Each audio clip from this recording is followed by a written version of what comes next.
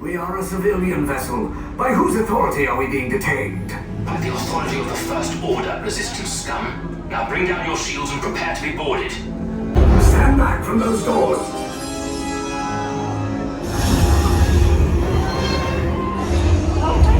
Allies of the Resistance, this vessel is now under our control. You will disembark immediately into the hangar bay and follow the direct orders from Lieutenant.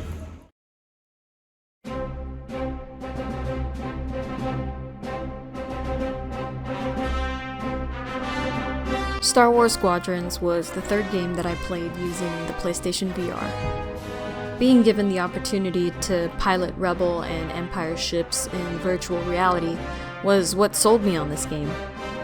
Despite watching the films and experiencing Star Wars lands at various Disney parks, I don't consider myself a hardcore Star Wars fan. I do, however, greatly appreciate the series as it's got an ungodly amount of lore, whether it be canon or non-canon, as well as some of my favorite character armor, weapon, and ship designs. At the start of the game, players are able to customize the two pilots they will be playing as throughout the entirety of the campaign. You play as a Rebel pilot from Echo Squadron and an Imperial pilot from Vanguard Squadron.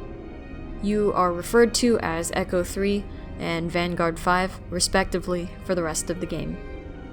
The character customization portion in the beginning was fun, but as the game progressed, you never really got to see your main characters during normal gameplay or during cutscenes. The game is almost entirely first person, and you mostly just hear your main characters talk.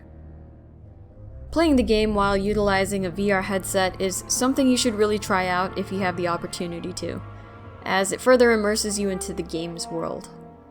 I'm not too sensitive when it comes to things that induce motion sickness, but I could really only play this game for 1 hour intervals as it gave me slight headaches.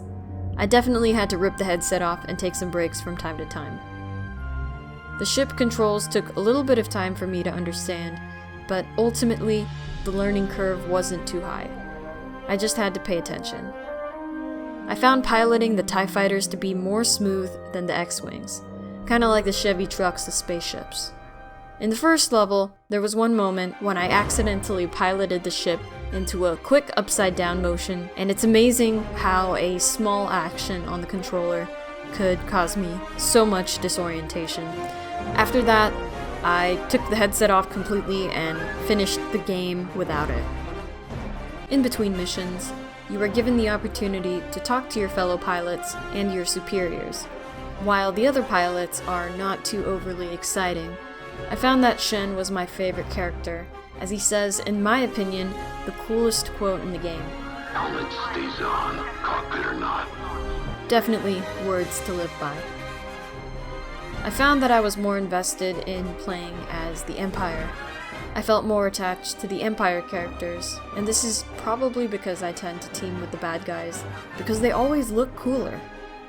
But let's be real, it's because my main Imperial character had an Australian accent. Rebel death, Imperial victory. On the subject of multiplayer, I had no urge to play it whatsoever. The game itself was on the short side, and took only about 8 hours for me to finish all 10 chapters.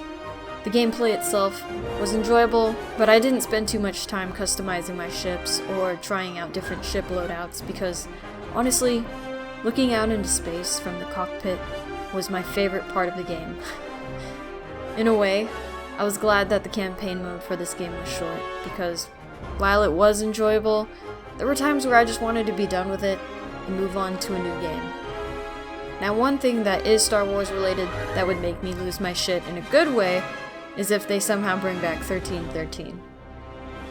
In the end, Squadrons is a pretty good game, and it gives us Earthlings the ability to look out into the vast reaches of space without actually having to be there. So, I guess it's not too bad.